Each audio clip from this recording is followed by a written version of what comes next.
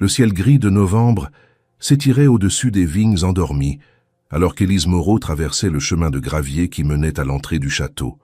Le portail en fer forgé s'était refermé derrière elle, avec un claquement sec, presque solennel, comme pour marquer le début d'une étape qu'elle n'avait jamais imaginé vivre. Fille d'un jardinier modeste, Élise n'avait jamais mis les pieds dans un endroit aussi imposant.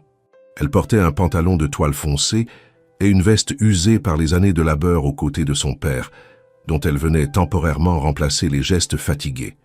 Une blessure au genou l'avait immobilisée et c'était sans hésitation qu'elle avait proposé de le remplacer. Devant elle se dressait le château de Saint-Valery, une bâtisse de pierre claire datant du XVIIIe siècle, entourée de jardins symétriques et de haies parfaitement taillées. Le domaine appartenait à la famille Laurent depuis 3 générations, une lignée connue dans toute la région bordelaise pour ses grands crus et son influence économique. Le père d'Élise y avait travaillé pendant des années, mais toujours dans l'ombre, entre les rangées de lavandes et les cercles de buis. À peine arrivée, Élise fut accueillie par Madame Roux, l'intendante du domaine, une femme droite et discrète, aux cheveux gris, noués strictement. Elle lui tendit une carte du jardin, un trousseau de clés rouillées et quelques consignes sommaires. Aucune chaleur, aucune méfiance non plus, seulement l'efficacité d'un monde où chacun avait sa place et où la sienne ne devait pas dépasser celle d'une employée de terrain. Les premiers pas dans les allées furent silencieux, presque solennels. Élise sentait le poids du lieu peser sur ses épaules, mais elle garda la tête droite. Elle connaissait les plantes, les cycles, les soins à apporter. Son père lui avait appris à observer, à sentir la terre, à deviner les besoins des fleurs avant même qu'elles ne fanent.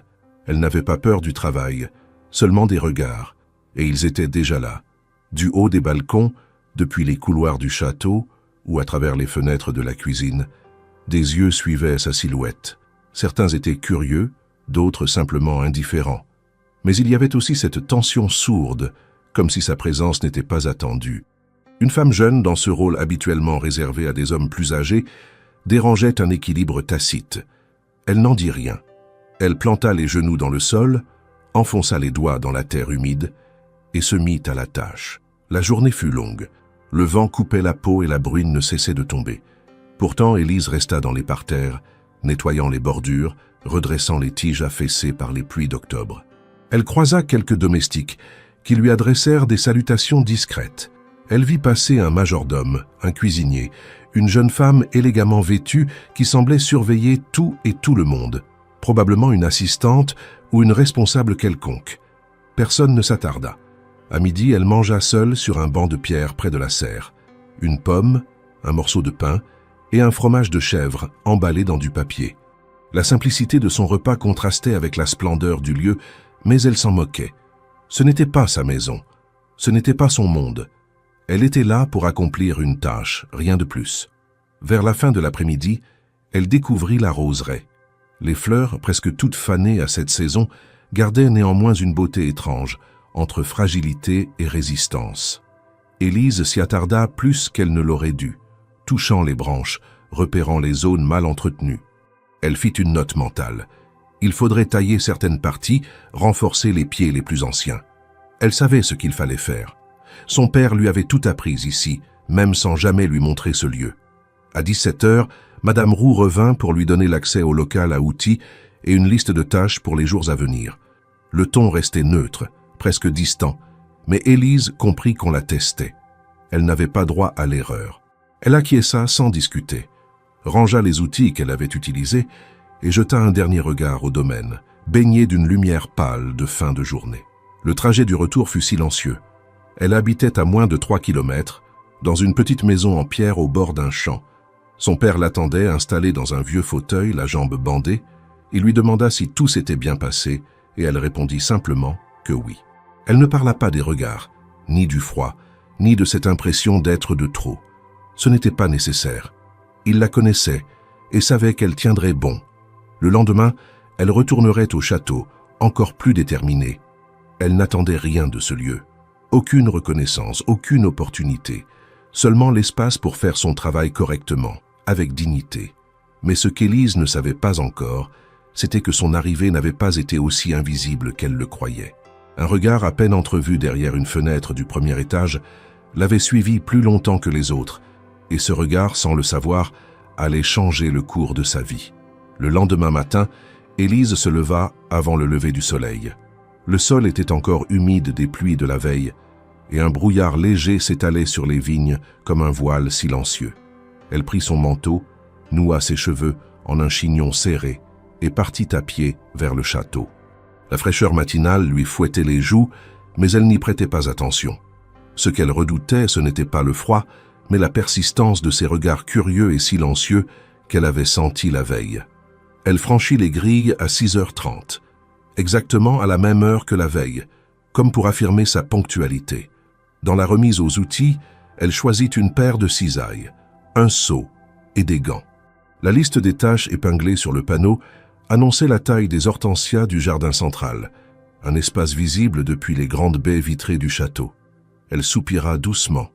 Elle aurait préféré un coin plus discret pour commencer sa journée, mais elle n'était pas là pour choisir.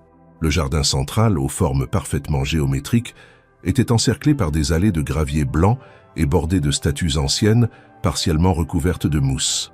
Les hortensias, massifs et touffus, formaient un rempart naturel entre la façade principale et les dépendances. Leur floraison était déjà passée, laissant derrière elles des inflorescences fanées que l'automne n'avait pas encore balayées. Élise s'agenouilla et commença à couper avec précision, concentrée sur le rythme des gestes. C'est en levant les yeux un instant, attirée par un mouvement au niveau de la terrasse, qu'elle le vit. Un homme se tenait là, immobile, les mains dans les poches d'un manteau de laine sombre. Il ne portait pas de costume, pas de cravate, mais sa posture trahissait une certaine autorité. Élise détourna rapidement le regard, pensant d'abord à un autre membre du personnel. Mais il ne bougeait pas, et surtout, il ne ressemblait pas aux autres. Elle continua son travail, feignant de ne pas le voir, mais elle sentait sa présence. Quelques minutes plus tard, alors qu'elle s'était relevée pour déplacer son seau, elle le retrouva à quelques mètres à peine, debout sur le chemin de gravier. Il l'observait sans insistance, avec une curiosité presque interrogative. Élise se redressa, essuya ses mains sur son pantalon et s'apprêta à le saluer poliment. « Bonjour », dit-elle en baissant légèrement la tête. Il répondit par un simple hochement de tête, puis s'avança de quelques pas. « Vous êtes la fille de Monsieur Moreau, n'est-ce pas ?» Sa voix était posée, basse, sans trace d'orgueil ni de distance. Élise hocha la tête. « Oui, je suis ici pour quelques semaines, le temps que son genou guérisse. » Il observa les hortensias à moitié taillées, puis ses mains gantées encore tachées de terre. Il sembla sur le point de dire quelque chose, mais se ravisa. Elle n'avait pas besoin de compliments ou de paroles inutiles. Il le comprit apparemment, car il se contenta d'un petit sourire discret avant de tourner les talons et de repartir vers la terrasse. Ce n'est que plus tard dans la matinée qu'elle apprit son identité. En revenant vers la remise, elle croisa Paul, un ouvrier plus âgé qui nettoyait ses outils. « Alors, t'as croisé Monsieur Laurent ?» demanda-t-il d'un ton nonchalant. Élise s'arrêta, surprise. « Monsieur Laurent? Gabriel Laurent ?» Paul hocha la tête. « Lui-même. Il est rarement là. D'habitude, il passe seulement pour les réunions ou les événements. Mais parfois, il vient observer les vignes ou marcher seul dans les jardins. Faut croire qu'il avait envie d'un peu d'air ce matin. » Le cœur d'Élise battit un peu plus fort, mais elle se força à ne pas montrer sa surprise. Elle se souvenait des articles qu'elle avait lus à son sujet. PDG d'un des plus grands groupes viticoles du pays, héritier discret mais redoutablement efficace. Il incarnait la réussite, la rigueur et un certain mystère. Et ce matin-là, il l'avait regardée comme si elle n'était pas invisible. La journée continua, rythmée par les bruits des sécateurs et le murmure du vent dans les arbres. Mais quelque chose avait changé. Élise sentait que ses gestes étaient plus précis, son dos plus droit. Elle n'attendait pas d'approbation, mais le simple fait d'avoir été vue, vraiment vue, lui donnait une force étrange. Elle tenta d'ignorer ce sentiment, de se reconcentrer sur le travail. Pourtant, son esprit revenait sans cesse à ce regard calme et cette voix grave. Dans les jours qui suivirent, Gabriel réapparut à plusieurs reprises. Jamais à heure fixe, jamais pour longtemps. Il marchait lentement, les mains croisées derrière le dos, parfois seul, parfois accompagné d'un homme plus âgé, probablement un conseiller ou un membre du conseil d'administration. Mais à chaque fois qu'il passait près du jardin central, ses yeux cherchaient Élise, et à chaque fois qu'ils se croisaient, il la saluait, d'un hochement de tête ou d'un bref mot. Toujours simple, toujours direct. Le personnel commença à murmurer. Camille, l'assistante personnelle de Gabriel, fut la première à noter ses présences répétées.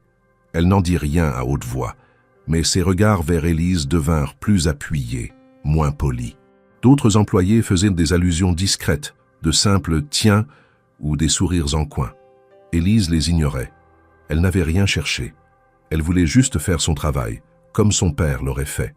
Mais même dans le silence, même sans échange prolongé, quelque chose naissait.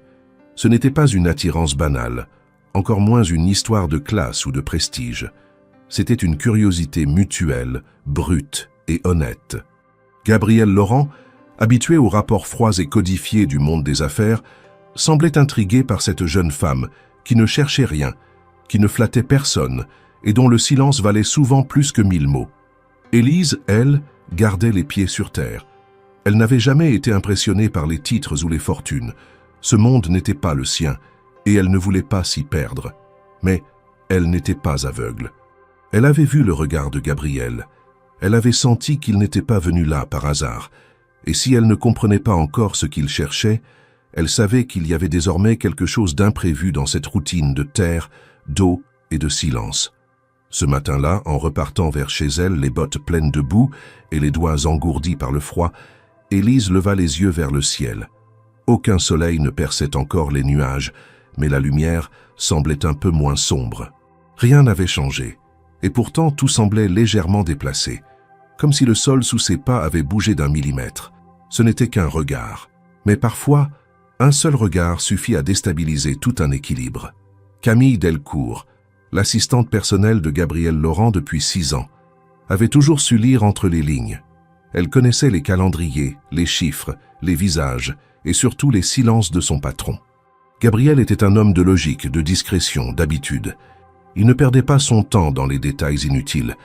Alors, quand elle le vit traverser les jardins pour la 3e fois en 1 semaine, ralentir le pas près des hortensias, échanger quelques mots avec la jeune remplaçante du jardinier, Camille n'eut pas besoin de longues observations pour comprendre que quelque chose était en train de se fissurer dans la routine immuable du domaine. Elle ne dit rien au début. Elle se contenta d'observer, de noter les horaires, les changements de ton dans les discussions, la fréquence avec laquelle Gabriel descendait de son bureau sans motif apparent. Il n'avait jamais accordé autant d'attention à un employé du jardin, pas même à M. Moreau lui-même, un homme pourtant reconnu pour son sérieux. Et là, sans raison apparente, il s'attardait, il posait des questions, il écoutait. Élise, de son côté, n'avait pas modifié son comportement. Elle travaillait avec la même rigueur, les mêmes gestes méticuleux, la même discrétion. Mais son nom circulait désormais dans les couloirs. Certains employés, intrigués, s'en amusaient. D'autres, plus prudents, baissèrent les yeux. Camille, elle, voyait plus loin. Elle sentait le déséquilibre potentiel, un déséquilibre qu'elle refusait de laisser s'installer. Depuis son arrivée au château, elle avait appris à maîtriser l'image publique de Gabriel. Il incarnait l'héritier parfait, le patron respecté, l'homme de vision. Toute déviation, tout geste interprétable pouvait alimenter des rumeurs nuisibles. Et là, sans avertissement, une simple jardinière venait troubler cette façade impeccable. Une jeune femme sans influence, sans réseau, sans raison d'exister dans cet univers feutré, sauf qu'elle était là. Et Gabriel, malgré lui, la laissait entrer dans son champ de vision. Camille prit alors l'initiative de s'intéresser à Élise. Discrètement, comme elle faisait toujours, elle interrogea Paul sous prétexte d'organiser les plannings, feuilleta les anciens rapports du personnel, tenta de découvrir ce qui pouvait expliquer cette attention soudaine. Mais il n'y avait rien. Aucun dossier, aucun incident, aucune dette de la part de la famille Moreau envers les Laurent. Juste une jeune femme qui remplaçait son père blessé. Ce vide de données la rendait plus nerveuse encore. Un matin, alors qu'elle prenait le petit déjeuner avec Gabriel dans la grande salle à manger du château, elle tenta une approche. Il lisait le journal, concentré, une tasse de café noir devant lui. « Tu as parlé avec l'intendante au sujet du personnel de jardin ?» demanda-t-elle, la voix posée. Gabriel leva les yeux, intrigué. « Non, pourquoi ? Juste une impression. Il y a du mouvement ces derniers temps. J'ai vu que tu passais souvent par là. » Il haussa les épaules sans se justifier. « L'air me fait du bien. Et le jardin central a besoin d'attention. » Camille esquissa un sourire neutre, mais elle sut à cet instant qu'il mentait. Il ne se promenait pas pour l'air, pas uniquement. Il était troublé. Et cela, elle ne pouvait l'accepter.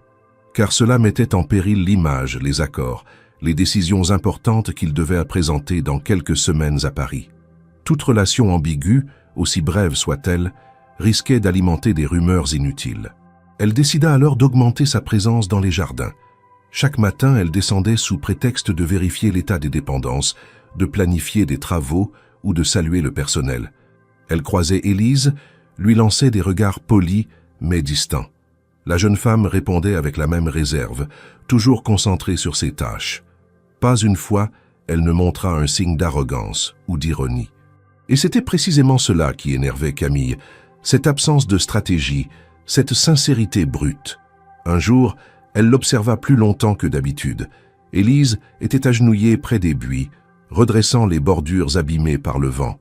Ses gestes étaient assurés, son visage concentré.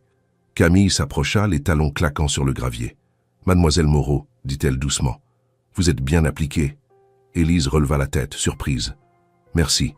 J'essaie de faire le travail comme mon père l'aurait fait. »« Justement, reprit Camille, toujours calme, votre père a longtemps travaillé ici, mais je ne me souviens pas de vous l'avoir croisé auparavant. C'est normal, je ne venais jamais ici. Je travaillais dans une pépinière à l'extérieur du village. » Un silence léger suivit cette réponse. Camille plissa les yeux. « Et vous comptez rester longtemps ?» Élise se redressa lentement, les mains dans les poches de son manteau. « Le temps qu'il faudra, jusqu'à ce qu'il puisse reprendre. » Camille hocha la tête puis s'éloigna sans un mot de plus. Elle n'avait pas réussi à la faire vaciller, mais elle avait vu dans les yeux de la jeune femme cette fermeté tranquille qu'elle détestait tant chez ceux qui ne cherchent rien, mais qui finissent par tout provoquer. Dans les jours suivants, les tensions s'accentuèrent. Gabriel continuait ses visites, parfois silencieuses, parfois ponctuées d'échanges brefs. Élise restait professionnelle, mais autour d'eux, le murmure des employés s'amplifiait. Certains parlaient d'un intérêt naissant, d'autres d'un favoritisme improbable. Camille, elle, décida de garder le contrôle par d'autres moyens. Elle commença à questionner plus précisément les origines d'Élise, à fouiller dans les archives administratives du château. Elle fouilla aussi dans la mairie, sous prétexte de vérifier les dossiers du personnel. Et peu à peu, elle découvrit des éléments qui, bien que mineurs, pouvaient servir à orienter une opinion. Elle nota une incohérence dans une ancienne déclaration de travail du père d'Élise. Un détail insignifiant en apparence, mais dans le bon contexte, cela pourrait semer le doute. Elle n'agirait pas tout de suite. Elle attendait le bon moment, celui où la moindre étincelle suffirait à déclencher un incendie. Gabriel, absorbé par ses propres doutes, ne voyait pas encore le danger. Il croyait encore pouvoir maîtriser ce qu'il ressentait, comme s'il pouvait isoler ses émotions du reste de sa vie. Mais Camille, elle, savait. Elle avait vu des carrières détruites par moins que cela, un simple regard mal interprété, une rumeur non démentie, un silence trop long. Et Élise, sans le vouloir, était désormais au centre de ce jeu silencieux, un jeu qu'elle n'avait jamais appris à jouer, mais un jeu dans lequel elle était, malgré elle, devenue un pion. Le ciel était chargé de nuages bas ce matin-là, et une pluie fine s'abattait sur les terres du château Saint-Valery. L'odeur de la terre mouillée et des feuilles trempées embaumait l'air, saturant les allées du jardin d'une fraîcheur humide et tenace. Élise, emmitouflée dans un imperméable trop grand que son père lui avait prêté, avançait entre les massifs, en tentant de ne pas glisser sur le gravier détrempé. Malgré le mauvais temps, elle avait insisté pour venir. Le travail ne s'arrêtait pas sous prétexte de quelques gouttes d'eau.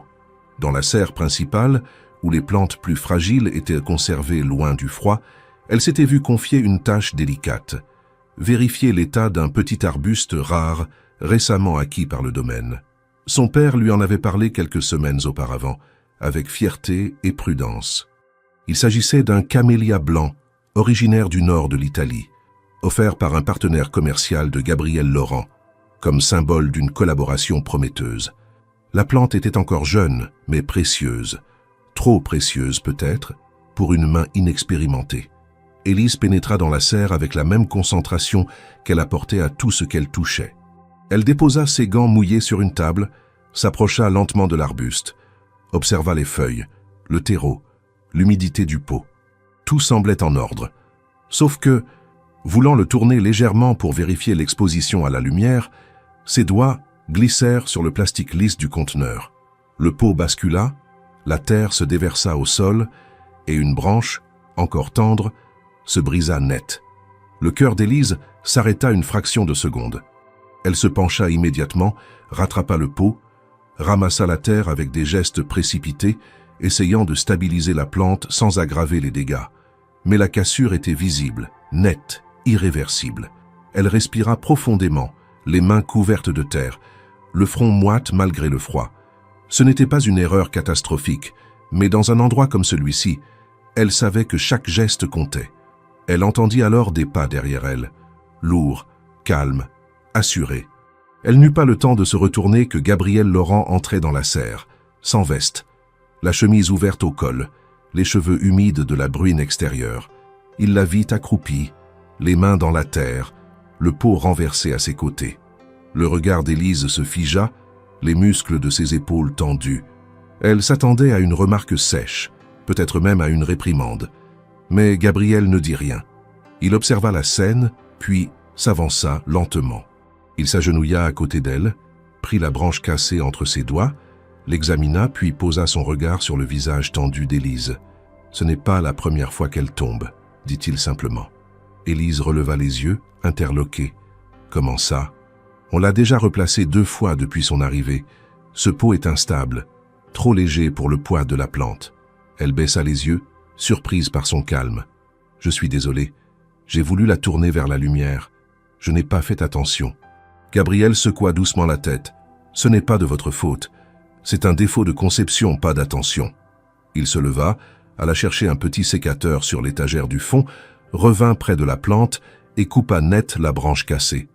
Mieux vaut retirer ce qui est abîmé tout de suite. Ça évite que la plante souffre inutilement. Élise le regardait faire, toujours à genoux, les mains immobiles. Elle n'était pas habituée à être ainsi protégée, surtout par un homme comme lui. Gabriel rangea le sécateur puis croisa les bras. Ce camélia vient de la région de Varèse, un producteur passionné, un peu excentrique. Il m'a offert cette plante après une visite dans ses serres.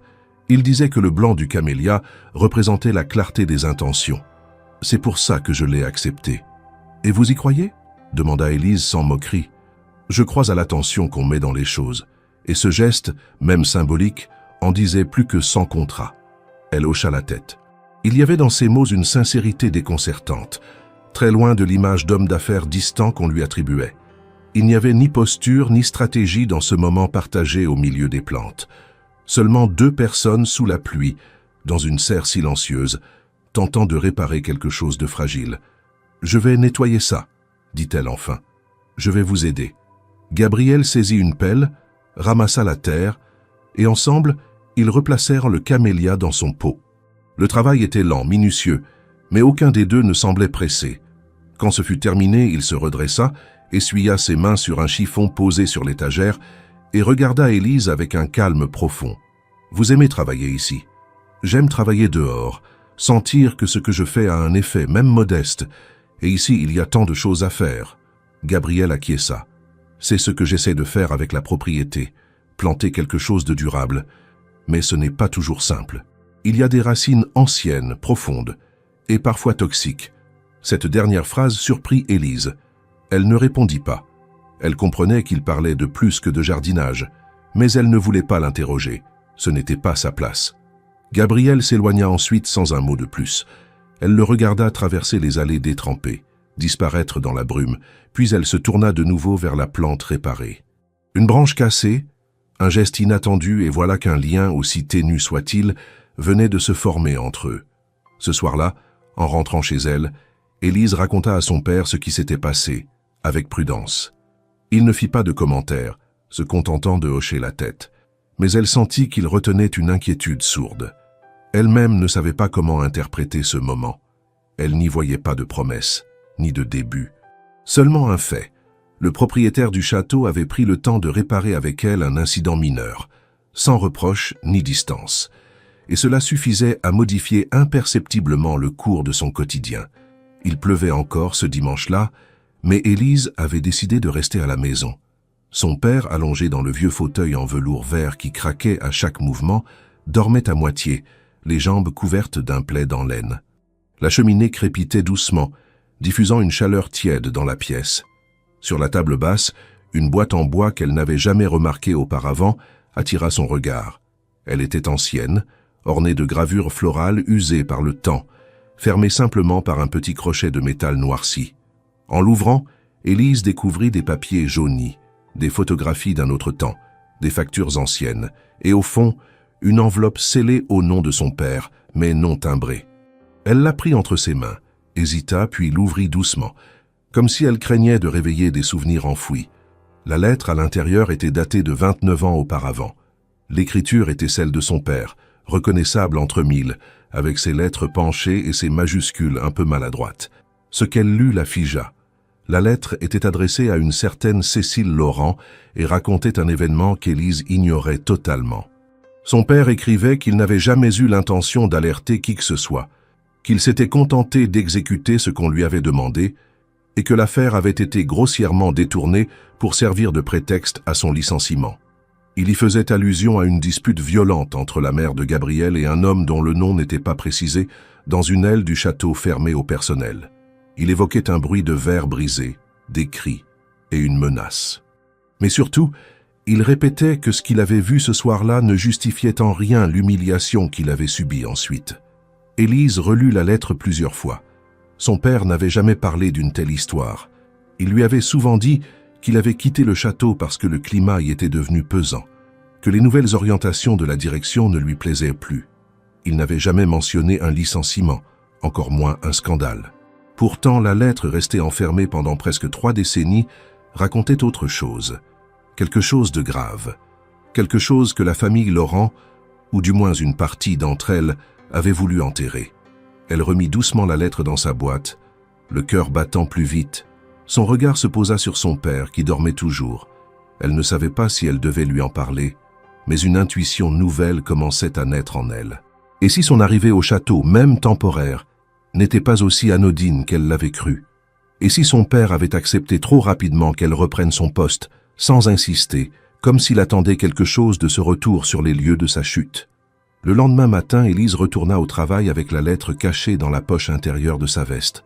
Elle n'avait aucune intention de la montrer à quiconque, du moins pas encore. Mais sa présence contre son cœur la rendait plus attentive, plus méfiante. Chaque visage prenait une nuance différente.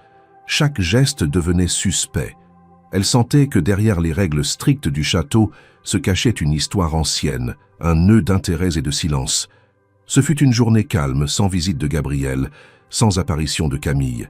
Les autres employés travaillaient en silence, comme à leur habitude, mais Élise, elle, était ailleurs. En taillant les haies derrière l'orangerie, elle repensait aux mots de la lettre, aux cris qu'avait décrits son père, à la façon dont il avait été évincé, sans procès, sans défense, sans explication publique. Dans l'après-midi, elle croisa Paul, l'ouvrier avec qui elle partageait parfois des tâches. Il était en train de vérifier l'arrosage automatique près des serres. Elle l'aborda sans détour, espérant en apprendre davantage sans dévoiler ses soupçons. « Paul, tu te souviens de l'époque où mon père a quitté le château ?» L'homme releva la tête, surpris par la question. « Bien sûr, c'était il y a longtemps. Presque 30 ans, non ? Tu sais pourquoi il est parti ?» Il haussa les épaules. Officiellement, on a dit qu'il avait refusé une restructuration, mais tu sais, à l'époque, il y avait des rumeurs. Rien de très clair. Il se disait qu'il avait vu ou entendu quelque chose qu'il n'aurait pas dû. Quel genre de chose? Je ne sais pas, Élise. Je ne veux pas te raconter des bêtises. Et puis, dans ce genre d'endroit, les murs ont des oreilles. Cette réponse, vague mais révélatrice, confirma ses doutes. Il y avait bien eu un événement. Quelque chose que tout le monde préférait oublier. Et son père, en gardant la lettre sans jamais l'envoyer, avait choisi le silence. Par peur? Par dignité? Elle l'ignorait. Mais ce silence, aujourd'hui, pesait sur elle comme une promesse non tenue. Elle termina sa journée sans incident, mais avec une résolution nouvelle. Elle ne voulait pas de vengeance. Elle ne cherchait pas à salir un nom. Mais elle voulait comprendre. Elle voulait savoir si le regard que Gabriel portait sur elle ces derniers jours n'était pas seulement celui d'un homme intrigué, mais aussi celui d'un héritier inconscient d'un passé qu'on lui avait dissimulé. Avant de rentrer chez elle, elle s'arrêta devant le camélia qu'ils avaient réparé ensemble. La branche cassée avait été remplacée. La plante semblait reprendre vie. Elle effleura une feuille, se demandant si elle pouvait, elle aussi, réparer quelque chose, ou au moins poser les bonnes questions au bon moment. La lettre était toujours dans sa veste. Elle ne l'avait pas montrée, mais le jour viendrait, elle le sentait. Pas à cause d'un destin ou d'un mystère à révéler, simplement parce que la vérité, même ancienne, mérite d'être regardée en face. Camille n'était pas du genre à agir sans calcul. Lorsqu'elle comprit que Gabriel continuait à fréquenter les jardins plus souvent qu'il ne l'admettait, que ses absences à certains rendez-vous internes coïncidaient étrangement avec les moments de travail d'Élise, elle sut que l'heure était venue d'intervenir. Il ne s'agissait plus seulement d'une impression ou d'un malaise passager. C'était un déséquilibre concret, une faille dans le système soigneusement structuré qu'elle avait aidé Gabriel à maintenir depuis des années. Elle savait que pour être efficace, une attaque devait être propre, sans éclat ni preuves évidentes de sa main. Elle se mit donc à fouiller plus profondément dans le passé d'Élise et de sa famille, en particulier dans les circonstances floues du licenciement de son père. Son intuition, ou plutôt son instinct de survie professionnelle, lui soufflait que la clé se trouvait là. Elle reprit les archives administratives du personnel, les anciennes fiches de paie, les courriers internes conservés dans les dossiers physiques au sous-sol du château, un endroit que peu d'employés fréquentaient encore. C'est là, entre des piles de documents jaunis et de classeurs en cuir craquelé, qu'elle mit la main sur une lettre interne, signée d'un ancien membre de la direction aujourd'hui décédé, qui faisait état d'un incident inacceptable impliquant un employé des extérieurs, et recommandait une séparation immédiate sans indemnité afin d'éviter tout débordement. Le nom de Moreau n'était pas explicitement cité, mais Camille fit le lien. Ce document hors contexte pouvait suffire à jeter le doute sur l'intégrité du père d'Élise. C'était tout ce dont elle avait besoin. Elle confia ensuite à un journaliste local qu'elle connaissait de longue date une version subtilement édulcorée de l'histoire. Une jeune employée, fille d'un ancien jardinier licencié, dans des conditions troubles, travaillant désormais près du PDG de la maison Laurent, suscitant l'interrogation de certains partenaires de la famille. Aucun nom n'était cité, mais le texte suggérait des connivences, des zones d'ombre, et s'interrogeait sur l'éventuelle stratégie derrière cette proximité inattendue. L'article parut 2 jours plus tard dans une édition numérique peu connue, mais largement lue dans les milieux viticoles. Il fut relayé en quelques heures sur des forums spécialisés et envoyé directement dans les boîtes mail de certains investisseurs clés du groupe Laurent. Le texte, bien que prudent dans sa formulation, provoqua immédiatement une onde de choc discrète mais tangible. Gabriel, en pleine réunion de coordination avec des partenaires étrangers, reçut plusieurs messages l'invitant à clarifier certaines rumeurs circulant dans les médias. Il n'était pas homme à paniquer, mais il comprit tout de suite la gravité du moment. Il convoqua Camille dans son bureau et le ton fut sec dès le départ. « Qui a lancé cet article ?» demanda-t-il sans détour. « Je ne sais pas », répondit-elle d'une voix neutre. « Mais il est évident que certaines personnes commencent à s'interroger. Tu sais comment sont les investisseurs. Ils veulent des chiffres, mais aussi une image sans faille. Et tu crois qu'Élise représente une menace pour cette image ? Je crois qu'une entreprise de notre envergure ne peut pas se permettre des maladresses, peu importe que ce soit justifié ou non. Les perceptions comptent. » Gabriel resta silencieux un instant. Il savait qu'elle avait raison sur un point, les perceptions. Mais il se refusait à céder à la peur. Pourtant, il sentit quelque chose se refermer. Il n'avait encore rien fait d'irréversible, aucune déclaration, aucun geste déplacé. Mais il savait que dans ce monde, l'ombre d'une rumeur suffisait parfois à déclencher une crise. Les jours suivants, il évita les jardins. Il prétexta des déplacements, s'enferma dans les bureaux, laissa les routines reprendre sans sa présence. Élise, bien qu'elle ne fût au courant de rien, sentit immédiatement ce changement. Elle ne le vit plus passer près des massifs, ni s'arrêter près de la serre. Son absence creusa un vide inattendu, mais elle s'efforça de ne pas y penser. Elle continua à travailler avec la même rigueur, la même discrétion, tout en gardant la lettre de son père bien rangée dans le tiroir de sa chambre. Mais elle sentit aussi un changement subtil dans le comportement des autres. Les regards s'étaient faits plus pesants, les silences plus longs. Paul lui-même avait l'air plus distant, comme s'il savait quelque chose qu'il n'osait pas dire. Ce fut Madame Roux qui, sans le vouloir, lui en donna la confirmation, un matin brumeux, en l'appelant à l'écart des autres. « Élise, je ne veux pas m'immiscer dans ce qui ne me regarde pas, dit-elle doucement. Mais je pense que tu devrais être prudente. Quelqu'un essaie de salir ton nom ici. Élise fronça les sourcils. Pourquoi vous me dites ça? Parce que j'ai vu ce genre de choses avant. Et parce que tu ne mérites pas qu'on t'accuse d'un jeu que tu ne joues même pas. Élise la remercia, le cœur serré. Elle comprit que quelque chose avait été déclenché et que cela la dépassait. Elle rentra chez elle plus tôt ce jour-là, troublée, et confronta son père.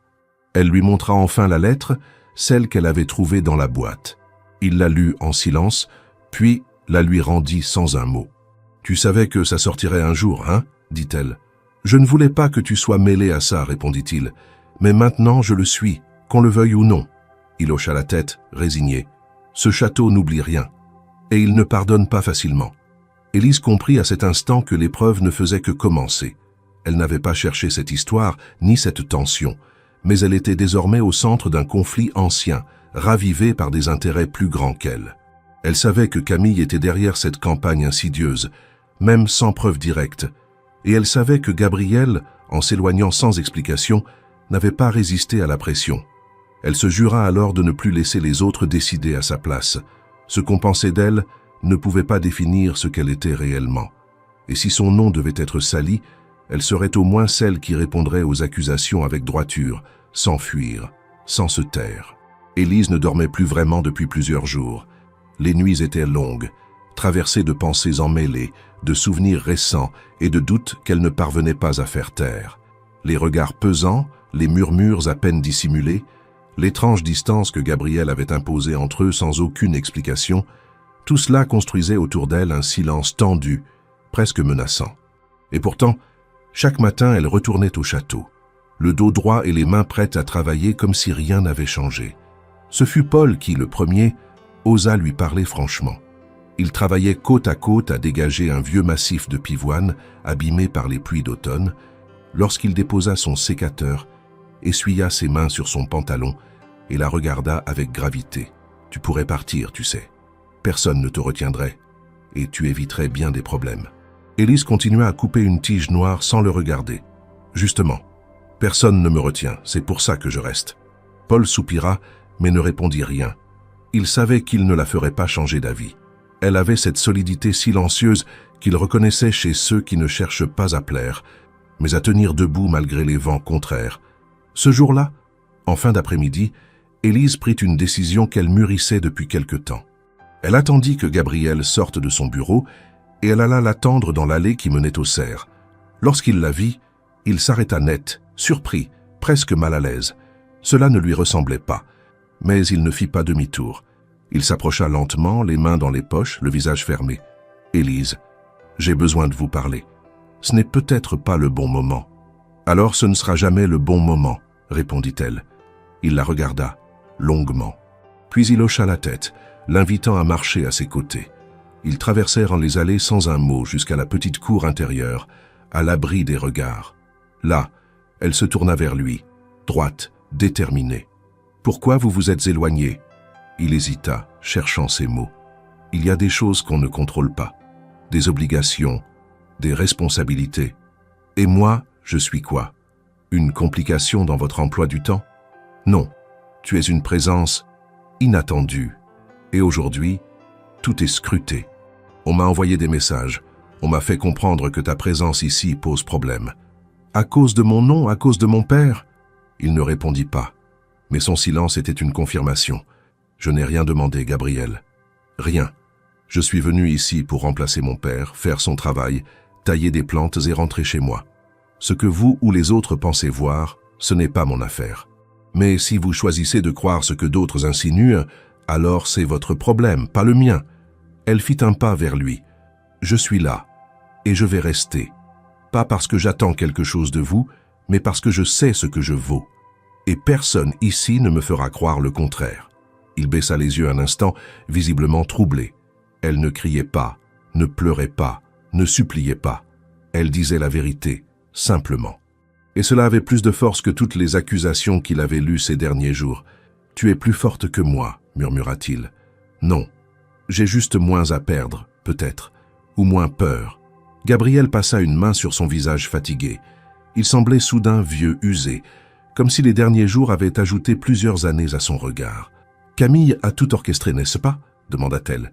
Il leva les yeux vers elle. « Je n'ai pas de preuves, mais je sais comment elle fonctionne.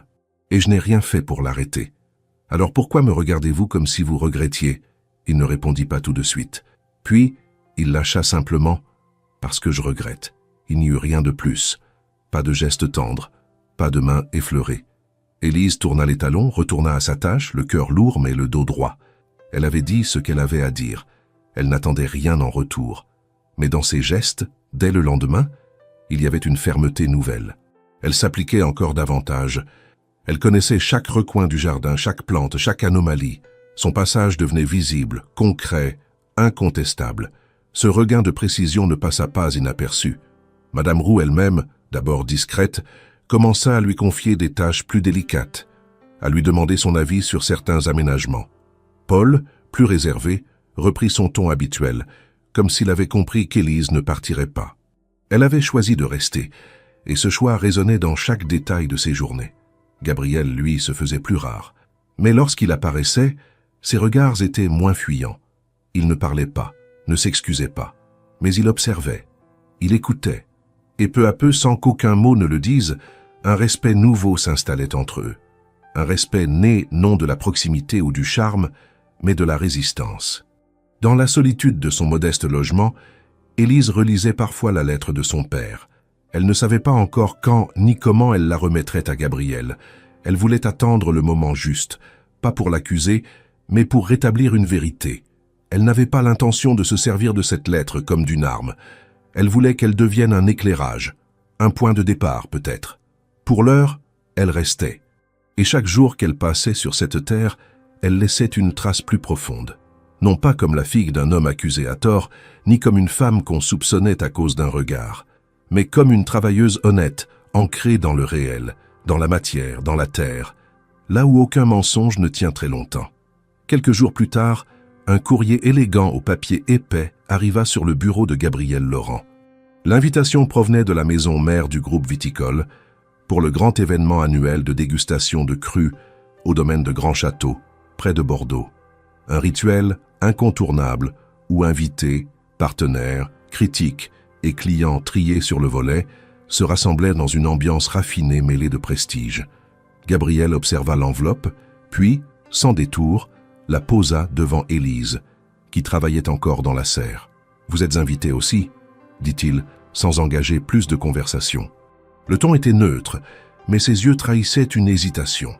Élise releva la tête. Elle aurait pu refuser. Accepter signifiait franchir la frontière invisible entre le personnel et les mondanités. Mais au fond, elle savait qu'elle voulait y aller. Pas pour se faire voir ni pour profiter, mais pour prendre sa place. Ne plus être invisible. Elle accepta. Lorsque Camille l'apprit, un sourire froid remplaça son visage lisse.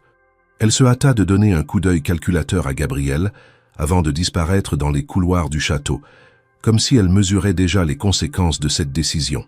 Le soir de l'événement, le carrosse aux lanternes dorées déposa Élise devant le perron du manoir de Grand Château. Elle portait une robe simple mais correcte et ses mains tremblaient légèrement en serrant l'invitation. Un simple carton gravé d'un logo sobre, mais suffisant pour l'ordonner dans le cercle des invités. Elle posa une main sur sa poitrine, inspira puis franchit les portes massives. À l'intérieur, la salle centrale brillait de chandelles et de nappes blanchies. Les tables alignées portaient des verres en cristal, les invités conversaient en petits groupes, vêtus de tenues élégantes, parlant de millésimes, de rendements, de marchés étrangers. Elle chercha Gabriel du regard. Il était là, près d'un buffet somptueux, entouré de visages graves, de sourires polis et de verres levés. Il la trouva, s'avança vers elle légèrement crispée. « Vous êtes à l'aise ?» demanda-t-il d'une voix basse. Élise hocha la tête, feignant la tranquillité. Elle s'efforça de marcher droit, de ne pas trahir son appréhension. Mais dès qu'elle franchit un cercle de lumière, des murmures se firent entendre. Des regards déplacés, des chuchotements étouffés. Elle savait à qui ils appartenaient. Les employés de la maison, les partenaires habituels, quelques investisseurs, certains membres de l'aristocratie locale intrigués par sa présence. Peu après, le maître de cérémonie invita tout le monde à rejoindre la grande salle de dégustation. Les serveurs en livrée élégante firent passer les flûtes, les tonneaux s'ouvrirent, l'air embauma le vin, le bois, le cuir et l'herbe des vignes. Élise reçut une coupe, la tint dans sa main tiède, jeta un regard discret à Gabriel. Il l'observait, attentif, mais ses traits étaient tendus. Il essayait sans doute de paraître naturel, mais à cet instant, on aurait dit un homme tiraillé entre deux mondes. Soudain, la voix de Camille s'éleva, feinte, polie, crescendo. Elle s'adressait à un groupe de partenaires à quelques pas d'eux, mais assez fort pour qu'Élise entende, assez pour qu'on l'entende. « Quel courage, n'est-ce pas, de voir mademoiselle Moreau ici ce soir ?» dit-elle en regardant Élise, avec un rictus presque imperceptible. Après tout ce qu'on murmure sur son père, certains se demandent s'il ne s'agit pas d'un geste prémédité, une tentative de réintégration subtile, peut-être même de reconquête. Vous ne trouvez pas? Le silence tomba, comme si l'air avait soudain perdu son parfum de vin et de chandelle. Quelques regards se braquèrent sur Élise. Son cœur s'arrêta. Elle sentit le poids de chaque paire d'yeux sur elle, le jugement latent. Les verres oscillèrent dans les mains des invités. Certains baissèrent les yeux, d'autres échangèrent des regards à mi-voix. Gabriel posa une main ferme sur son bras. « La soirée n'est pas finie, dit-il d'une voix basse mais ferme. Ignore-la. » Mais l'effet était déjà produit. Une onde de méfiance se propagea dans la salle, subtile, insidieuse. Quelques invités se détournèrent, feignant la distraction. D'autres jetèrent des regards appuyés vers Gabriel, comme s'ils cherchaient une explication silencieuse. Les conversations reprirent, mais les voix étaient plus basses, plus mesurées. La chaleur de la pièce semblait s'être évanouie. Pris de honte, Élise baissa la tête. Elle porta la coupe à ses lèvres, avala le vin d'un geste tremblant, puis la posa doucement sur un plateau porté par un serveur. Elle fit un pas en arrière, les mains serrées contre elle. Elle avait envie de fuir, de retourner à la serre, au jardin, là où la terre ne jugeait pas. Mais elle resta. Elle décida de rester, parce qu'elle ne pouvait pas laisser une insinuation lâche décider de sa dignité. Gabriel l'accompagna jusqu'au jardin arrière, un petit coin éclairé par des lanternes tamisées. La brise fraîche souleva un pan de sa robe, fit frissonner Élise. « Je suis désolé, dit-il, la voix noyée dans le son du vent. Je n'ai pas su empêcher ça. » Elle tourna les yeux vers lui, les lèvres serrées. « Ce n'est pas vous qu'il faut blâmer, ni moi. C'est ce genre de rumeurs, celles qu'on sème comme des graines venimeuses et qu'on laisse pousser dans un silence calculé. » Il resta silencieux, regardant le ciel obscur. Quelques gouttes commencèrent à tomber, fines et imprévisibles. Il proposa de la raccompagner. Ils traversèrent les allées du domaine, les lanternes vacillantes éclairant le chemin caillouteux. Le retour se fit sans mots. Chacun perdu dans ses pensées. Quand elle arriva chez elle, le cœur lourd, elle posa la main sur la lettre de son père dans la poche intérieure. Elle la sortit, la serra contre sa poitrine. Elle sut qu'elle devait agir, qu'elle ne pouvait pas laisser cette tache coller à son nom, à son âme. Elle ne parlait pas de vengeance ni d'accusation, mais de justice. Justice pour son père, pour elle-même, pour la vérité. Ce soir-là, le château ne fut plus simplement un lieu de prestige. Il devint le théâtre silencieux d'une lutte de classe, de mémoire et de dignité. Et Élise, vêtue d'une robe simple, tachetée de poussière et d'orgueil, comprit qu'elle avait franchi un seuil qu'elle n'avait pas choisi, mais qu'elle était désormais prête à affronter. Le lendemain du gala, Élise retourna au château plus tôt que d'habitude. La nuit avait été courte, traversée de souvenirs mêlés de colère et de lucidité. Elle n'avait pas pleuré, elle ne s'était pas effondrée. Elle avait, au contraire, ressenti un calme étrange au fond d'elle, comme si l'humiliation publique orchestrée par Camille avait mis fin à une phase de silence. Désormais, elle n'avait plus besoin de se taire. Ce matin-là, elle portait un manteau sombre et des bottes encore humides de la pluie de la veille. Dans la poche intérieure de sa veste, la lettre de son père. Elle ne l'avait pas relue. Elle en connaissait le contenu par cœur. Ce document, resté enfermé durant des années dans une boîte oubliée, allait enfin atteindre son destinataire. Mais avant cela, elle voulait comprendre, obtenir la version de son père, de vive voix. Pas celle écrite à la hâte dans une époque de tension, mais celle qu'on n'ose dire que quand tout semble perdu ou prêt à exploser. Lorsqu'elle arriva à la maison, après sa demi-journée dans les jardins, son père était assis à la table de la cuisine, le journal entre les mains, les lunettes glissées sur le bout du nez. « Papa, il faut qu'on parle. » Il leva les yeux vers elle, sans surprise. Il semblait s'y attendre. « C'est à propos de cette lettre, n'est-ce pas ?» Elle sortit l'enveloppe, la posa devant lui. « Tu devais l'envoyer à la mère de Gabriel. » Mais tu ne l'as pas fait.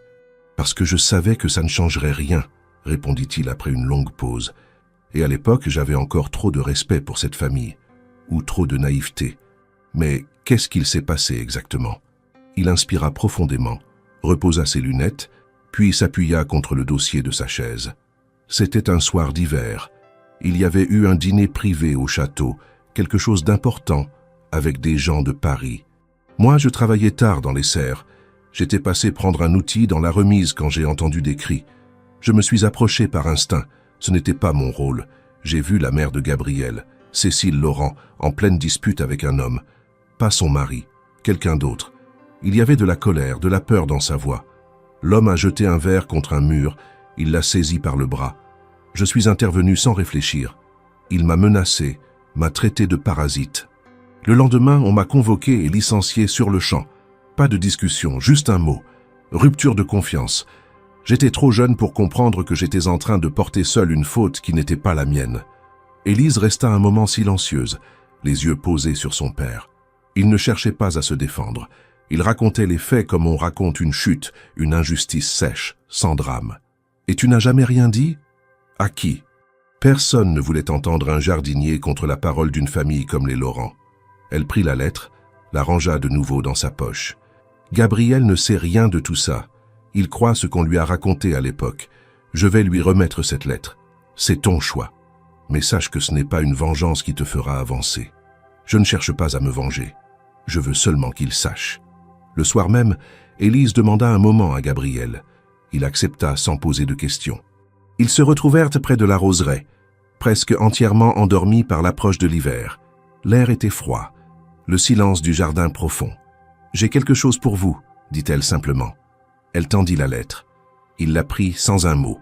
L'enveloppe était usée, le papier froissé. Il reconnut l'écriture. Il comprit aussitôt qu'il s'agissait d'un document ancien. « C'est de mon père. Il l'avait écrite il y a longtemps, mais il ne l'a jamais envoyée. » Gabriel la garda dans ses mains un long moment, hésitant à l'ouvrir. « Vous devriez la lire seule, » ajouta Élise. « Ce n'est pas une accusation. C'est un morceau de vérité que vous n'avez jamais eu. » Il acquiesça, puis la regarda avec une gravité nouvelle. « Je vous crois, Élise. Je ne sais pas encore tout ce que cela signifie, mais je vous crois. » Elle tourna les talons, repartit vers la remise. Ce fut tout. Pas de geste spectaculaire, pas de mots réconfortants. Juste un échange de regards entre deux personnes conscientes du poids que porte le passé. Gabriel lut la lettre ce soir-là. Assis dans son bureau, seul, il la relut 2 fois. Chaque mot résonnait avec l'éducation qu'il avait reçue, avec les silences de sa mère, avec l'image d'un homme discrédité sans procès. Il sentit une colère froide monter, non contre Élise, ni même contre son père, mais contre ceux qui lui avaient caché cette part d'histoire. Il comprit que Camille avait peut-être su, et que tout ce qu'il avait cru maîtriser depuis des années était bâti sur des omissions. Le lendemain, il convoqua Camille dans son bureau. Elle arriva, élégante comme toujours, maquillée avec précision, le visage lisse et le regard aiguisé. « Tu savais pour Moreau ?» demanda-t-il sans détour. Elle ne répondit pas immédiatement. « J'ai lu certains documents anciens. Rien de clair, mais j'ai toujours soupçonné qu'il y avait plus que ce qu'on disait. Et tu ne m'as rien dit ? Je ne voulais pas t'embarquer dans une histoire qui aurait pu salir ta position. J'ai fait ce qu'il fallait pour te protéger. » Il la fixa, longuement. « Tu ne m'as pas protégé. Tu m'as manipulé. » Elle sourit légèrement, sans arrogance. « Je t'ai permis de devenir ce que tu es. Tu n'as jamais voulu voir la vérité. Tu préférais le confort. » Il se leva, se dirigea vers la fenêtre. « Ce confort n'est plus acceptable. Et moi, je ne suis plus le même. » Elle comprit à ce moment-là que quelque chose était terminé. Elle ne protesta pas. Elle sortit, digne, droite, sans claquer la porte. Gabriel resta seul. Devant lui, les vignes s'étendaient à perte de vue.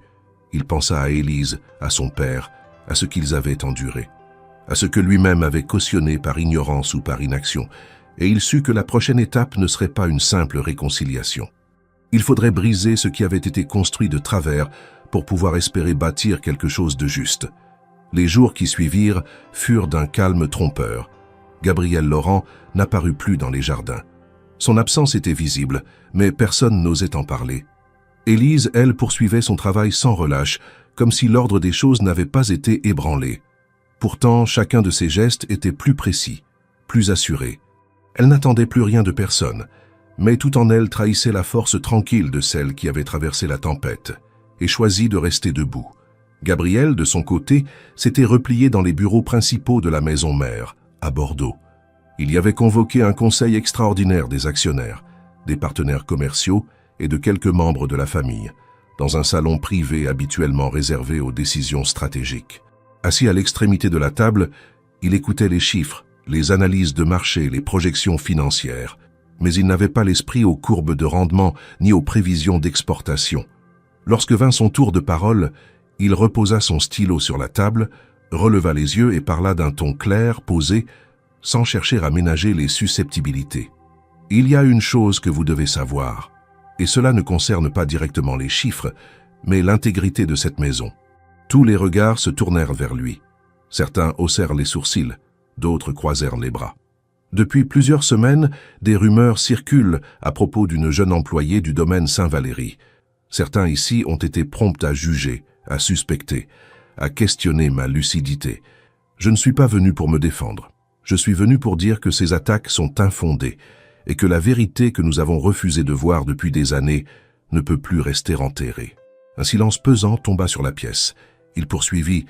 Le père d'Élise Moreau, ancien jardinier du domaine, a été licencié sur des bases injustes. Je dispose désormais d'une lettre écrite de sa main, datant de près de 30 ans, dans laquelle il relate un événement grave impliquant ma propre famille. Il n'a jamais été entendu, il a été écarté sans défense, pour protéger l'image de cette maison. Un murmure courut parmi les personnes présentes. Quelques regards se détournèrent. Une femme âgée, assise au bout de la table, tapota nerveusement la surface en bois du bout des doigts. Gabriel continua, imperturbable. Cette maison a été bâtie sur une réputation de rigueur, de tradition et de respect. Mais il n'y a aucun respect à imposer le silence, aucune tradition qui vaille l'injustice. C'est pourquoi je vous informe aujourd'hui de ma décision. Il se leva. Sa voix ne tremblait pas. Je me retire de la direction exécutive du groupe Laurent. Je renonce aux décisions quotidiennes, aux opérations courantes. Je ne représenterai plus les intérêts commerciaux de la famille tant que cette affaire n'aura pas été reconnue publiquement, et tant que les noms salis ne seront pas réhabilités. Ce n'est pas une punition, c'est une responsabilité. La stupeur fut totale. Un des actionnaires, un homme trapu aux cheveux blancs, tenta de protester. « Gabriel, tu ne peux pas te retirer comme ça. Tu sais ce que ça représente. » « Les marchés, les négociations ?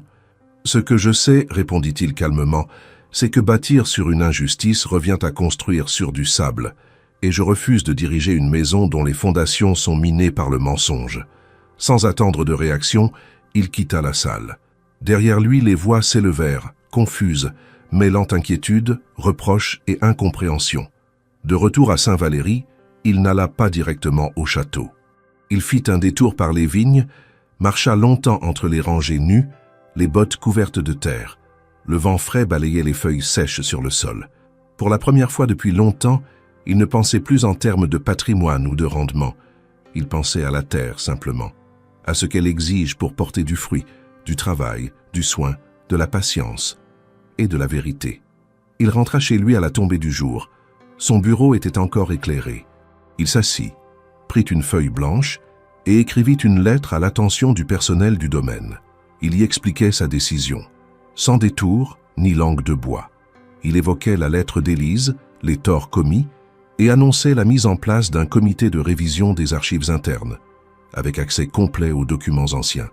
Il demanda que soit inscrit dans les annales du domaine la réhabilitation officielle de Pierre Moreau, jardinier, et l'annulation symbolique de son licenciement. Ce document fut affiché 2 jours plus tard dans le hall d'entrée du château, à la vue de tous. Élise le découvrit par hasard, en arrivant pour sa journée.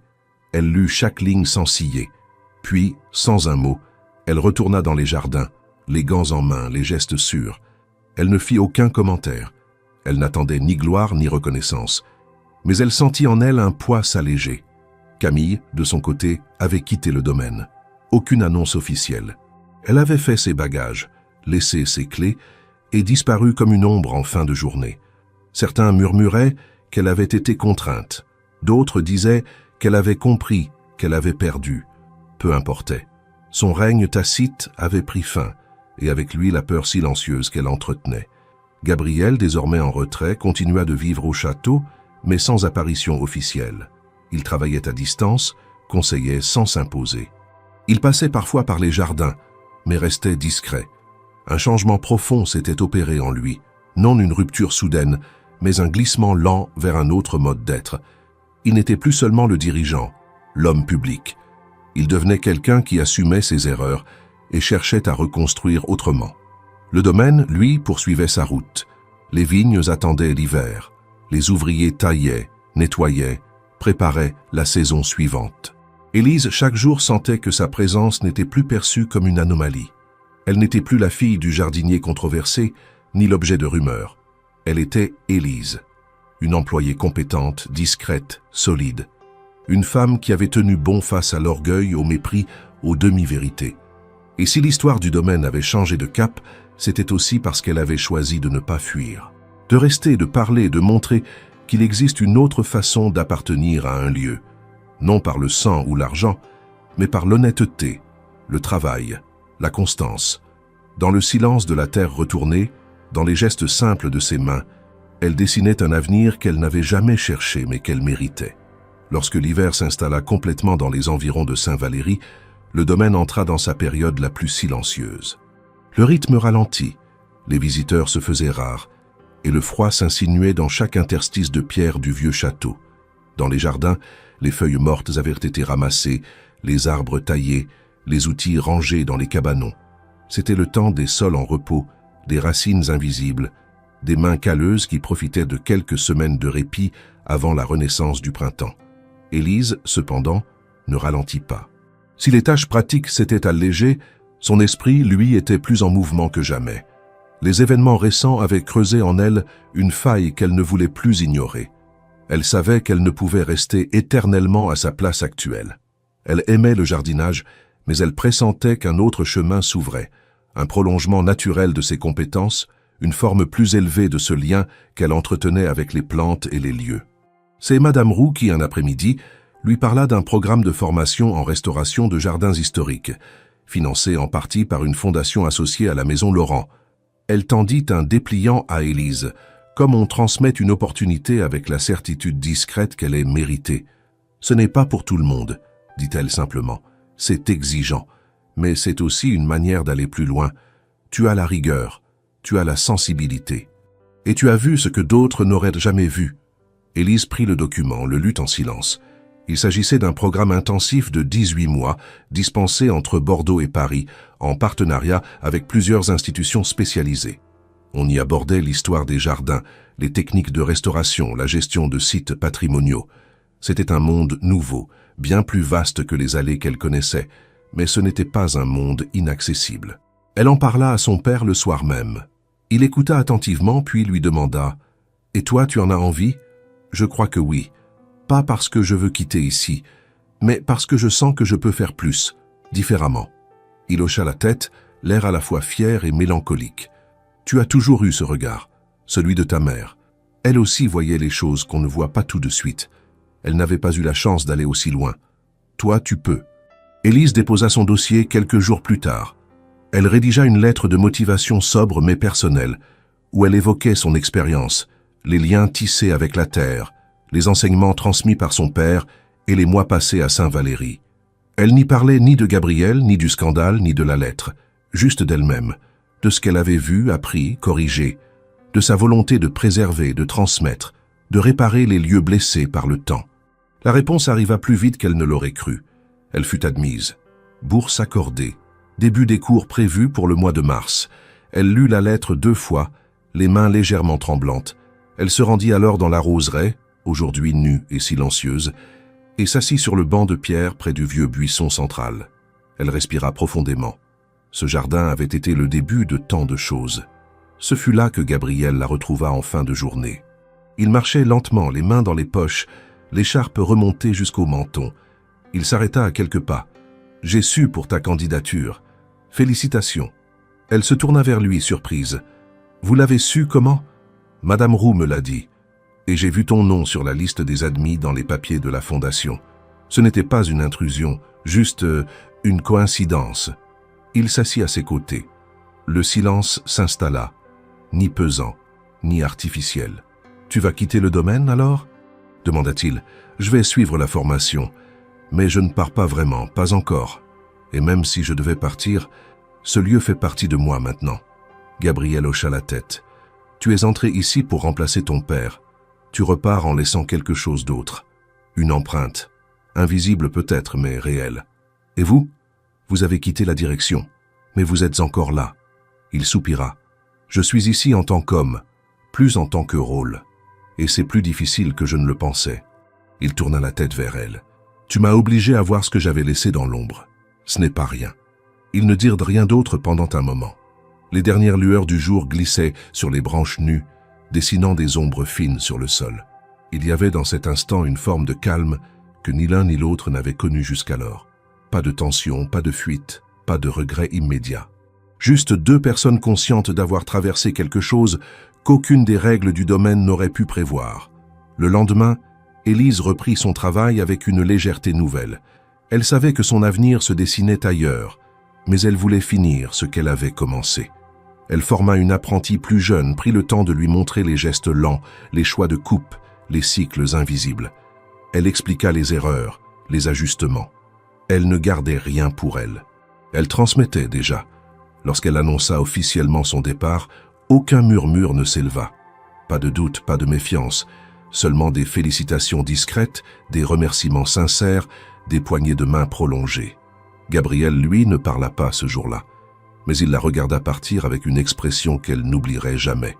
Celle d'un homme qui sait qu'il a perdu quelque chose de précieux, mais qui ne cherche pas à le retenir, parce qu'il comprend enfin que certaines choses ne nous appartiennent pas. Elles se partagent un moment, puis elles avancent. Et Élise, cette fille du jardinier que personne n'avait vu venir, s'avançait désormais vers un autre terrain. Elle n'emportait avec elle ni colère ni revanche. Seulement l'élan de celles qui ont vu la terre dans ses vérités les plus brutes et qui savent que toute blessure peut un jour être soignée. Lorsque les premiers jours de mars arrivèrent, les changements devinrent tangibles.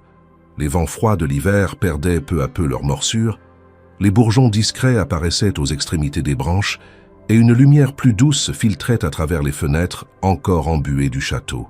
Le domaine Saint-Valery entrait dans une transition. Ce n'était pas seulement le climat qui changeait, mais quelque chose dans la manière même dont les choses se passaient. Élise avait commencé sa formation à Bordeaux. Elle logeait dans une petite chambre simple, près des jardins botaniques, où se déroulait une partie des cours pratiques. Chaque matin, elle assistait à des ateliers sur la botanique historique, les plans de restauration de parcs anciens, les méthodologies de préservation de patrimoine végétal. Elle écoutait, prenait des notes, participait, posait des questions.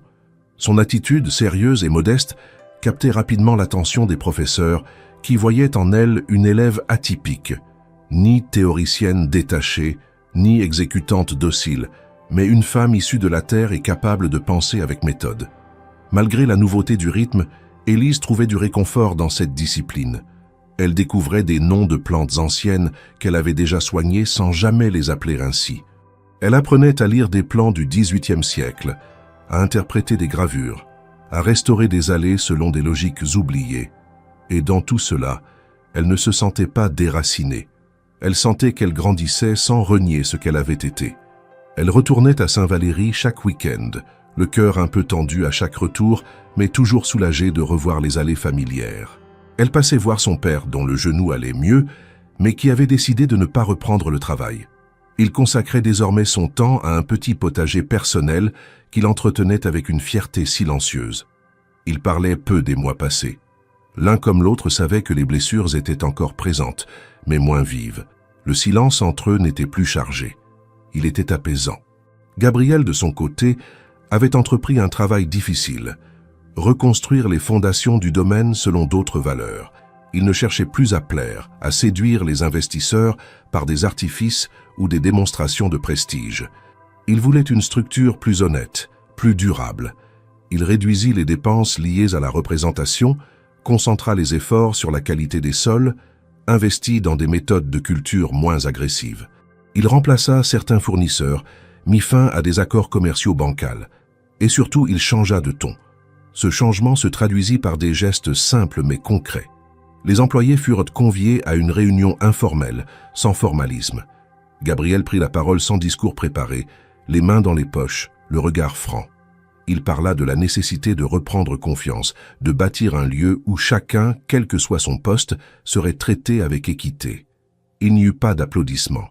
Seulement un silence dense, puis quelques hochements de tête. Cela suffisait. Les mots avaient été dits, et cette fois, on sentait qu'ils ne servaient pas à masquer une intention. Élise assistait à distance à cette transformation. Elle ne cherchait pas à y participer activement. Elle observait discrètement lors de ses retours au domaine. Elle notait les regards plus détendus, les sourires moins forcés, la façon dont les gens se parlaient entre eux. Le climat général s'était assoupli, comme si chacun avait enfin le droit d'exister sans peur. Elle croisa Gabriel plusieurs fois, toujours brièvement. Ils se saluaient, échangeaient quelques mots. Il lui posait des questions sur sa formation, écoutait avec attention, commentait avec pertinence. Il n'y avait plus de tension entre eux, ni attente, ni regret, juste une reconnaissance réciproque. Elle savait qu'il ne tenterait rien pour la retenir.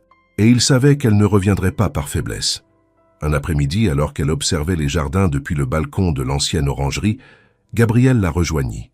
Ils restèrent quelques minutes sans parler. Puis, il lui dit « Tu sais, il y a quelque chose que j'aurais dû faire bien plus tôt. »« Quoi donc ?»« Te demander ce que toi, tu aurais voulu changer ici. » Elle se tourna vers lui, légèrement amusée. « Vous n'avez jamais demandé ça à personne ?»« Non. Je crois que j'ai toujours cru que je devais avoir toutes les réponses. Mais toi, tu es venu sans prétendre savoir, et tu as tout bousculé sans rien imposer. » Elle baissa les yeux, touchée malgré elle. « Ce que j'aurais changé ? Peut-être les frontières invisibles, celles qui font croire à certains qu'ils ne peuvent pas parler ou s'asseoir, ou exister autrement qu'en silence. » Il hocha la tête. « C'est ce que je suis en train d'essayer de réparer. Mais il faudra du temps. »« Vous avez le temps, répondit-elle, et vous avez commencé. » Lorsqu'elle repartit ce soir-là, elle sut qu'il y avait entre eux quelque chose d'indéfinissable, mais d'apaisé. Ils n'étaient plus deux inconnus de classes différentes, contraints par les codes d'un monde rigide. Ils étaient deux êtres humains qui avaient traversé une histoire commune et qui en sortaient changés. Le jardin, lui aussi, portait les marques de ce changement. Les serres avaient été nettoyées, les outils rangés avec soin. Les massifs, même en sommeil, respiraient l'ordre et l'attention. Les rosiers, bien qu'encore nus, montraient des bourgeons à venir. Rien n'était spectaculaire. Tout était lent, solide, ancré. Et Élise, qui avait un jour été la fille du jardinier appelé en renfort, devenait lentement une figure de référence. Non par le pouvoir, mais par l'exemple. Elle ne dirigeait pas, elle inspirait. Par sa constance, sa justesse, sa manière d'habiter les lieux sans bruit. Et dans ce domaine marqué par les héritages lourds, cela suffisait à faire une différence durable. Le printemps arriva sans cérémonie, mais avec une évidence apaisante. Les arbres, presque par pudeur, reprirent leur couleur, les premiers bourgeons s'ouvrirent discrètement au bord des allées, et les jours rallongèrent, laissant au soleil le temps de réchauffer lentement les pierres du château. La terre, qui avait tant supporté, tant contenu, se relâchait enfin. Au domaine Saint-Valery, l'air lui-même semblait plus léger. C'est dans cette atmosphère renouvelée qu'un projet prit forme, d'abord dans l'esprit de Gabriel, puis autour de la table de travail qu'il partageait avec quelques employés fidèles. Il ne s'agissait pas de relancer un vin, ni de séduire un investisseur, mais de créer un espace public dans les jardins, un lieu de culture durable, ouvert aux habitants de la région, où l'on cultiverait des plantes locales, des variétés anciennes, oubliées ou négligées par l'agriculture intensive. Un jardin ouvert, vivant, et surtout accessible. L'idée, en elle-même, paraissait modeste. Mais dans un domaine marqué par des décennies de fermeture, d'exclusivité et de règles implicites, elle était presque révolutionnaire. Gabriel souhaitait que ce jardin ne porte pas son nom, ni celui de sa famille, mais qu'il devienne un espace collectif. Il voulait qu'il soit pensé par ceux qui avaient les mains dans la terre, et non par ceux qui signaient les contrats. Il proposa naturellement à Élise de le concevoir avec lui. Elle hésita. Elle n'était plus employée du domaine. Elle avait commencé à travailler sur des projets de restauration à Bordeaux et son avenir semblait déjà tracé loin de Saint-Valery. Mais l'idée de ce jardin, né sans prétention, l'atteignit d'une manière inattendue. Elle revint un dimanche matin pour parler du projet. Ils s'assirent sur une vieille table de pierre, à l'ombre d'un figuier encore nu. Gabriel avait apporté des plans, des croquis. Élise, elle, avait ramené des notes, des idées, des suggestions. Ils parlèrent pendant des heures, dessinèrent, griffonnèrent, corrigèrent. Et sans qu'aucun des deux ne le dise, une évidence s'imposa. Ce projet n'était pas une parenthèse, mais un prolongement naturel de tout ce qu'ils avaient traversé. Le jardin fut inauguré 2 mois plus tard. Les habitants du village furent invités, ainsi que des associations locales, des écoles, des étudiants en agriculture. Le portail fut ouvert dès 9 heures du matin. Pas de ruban, pas de discours cérémonieux. Seulement des chemins dessinés entre les plates-bandes, des pancartes explicatives, des bancs simples, une fontaine restaurée. Des enfants couraient entre les plantations, des familles se penchaient pour lire les noms des variétés, des bénévoles expliquaient les techniques de compostage. Gabriel et Élise observèrent la scène à distance. Aucun d'eux ne cherchait à occuper le centre. Ils étaient présents, impliqués mais sans revendiquer quoi que ce soit. Leur présence, calme et discrète, disait tout. Ils n'avaient pas besoin de parler du passé, ni d'expliquer le parcours. Le jardin le faisait pour eux. Ce jour-là, Élise retrouva Paul, qui était venu avec sa petite fille. Il la salua avec un sourire sincère, un regard qui n'avait plus rien à voir avec les premières semaines de méfiance. Il lui serra la main un peu plus longtemps que nécessaire. « Tu as tenu bon. Et maintenant, c'est nous tous qui en profitons. » Élise sourit. Elle ne répondit pas, mais son regard brillait d'un éclat doux et contenu. Il n'y avait rien de triomphant. Seulement la satisfaction profonde de ceux qui ont résisté sans bruit. Dans les semaines suivantes, le jardin devint un lieu de passage, de rencontres, d'échanges. Les écoliers venaient y apprendre les cycles de la nature. Des jeunes en réinsertion participaient à l'entretien des parcelles. Des jardiniers amateurs y trouvaient conseils et inspiration. Le château, autrefois forteresse, s'ouvrait peu à peu. Les murs n'avaient pas bougé, mais leur fonction avait changé. Gabriel, quant à lui, retrouvait une forme d'équilibre. Il continuait à s'impliquer dans le domaine, mais avec un détachement plus lucide. Il avait cessé de vouloir tout contrôler. Il laissait faire, écoutait davantage, consultait, partageait les responsabilités. Il n'était plus le centre, et il le vivait comme une délivrance. Élise, elle, poursuivait sa formation, mais revenait souvent, parfois pour une demi-journée, parfois pour un week-end. Elle n'y était pas attendue, mais jamais étrangère. Elle venait voir le jardin, ajuster un plan, corriger un arrosage, échanger avec les enfants. Elle n'avait pas besoin de titre ni de rôle officiel. Sa présence suffisait. Un après-midi, alors qu'elle terminait de vérifier un système d'irrigation dans la nouvelle section, dédiée aux plantes médicinales, Gabriel la rejoignit. « Tu regrettes d'être revenue ?» demanda-t-il. Elle leva les yeux, le regard franc. « Je ne suis jamais vraiment partie. » Il sourit sans insister. « Ce jardin, tu sais, il te ressemble. Pas dans son apparence, dans sa manière d'exister. Silencieux, rigoureux, utile et patient. » Elle accepta le compliment sans rougir, sans esquiver. Ce jardin n'aurait pas pu exister si d'autres n'avaient pas reconnu leurs erreurs. Il hocha la tête. Ils restèrent là, côte à côte, les mains dans les poches, les chaussures couvertes de terre. 2 parcours, 2 volontés, 2 manières de réparer sans éclat. Le vent agitait doucement les feuilles nouvelles. Des enfants passaient en courant, riaient, trébuchaient, se relevaient. Le jardin vivait. Et dans cette scène ordinaire, presque banale, il y avait quelque chose de plus fort que toutes les réconciliations annoncées. Il y avait un équilibre retrouvé, une blessure refermée non par l'oubli, mais par la construction patiente d'un sens nouveau. Ni Gabriel ni Élise ne savaient ce que l'avenir leur réservait, mais ils savaient qu'ils l'aborderaient sans mensonge, sans masque, sans peur. Le jardin de Saint-Valéry, autrefois réservé à quelques privilégiés, était désormais le lieu de tous. Il portait encore les traces du passé, mais en avait fait une richesse. Il ne racontait plus une seule histoire, mais une multitude de récits entrecroisés. Et parmi eux, celui d'une jeune femme, fille d'un jardinier injustement accusé, qui avait su, sans éclat, transformer une injustice en terre fertile.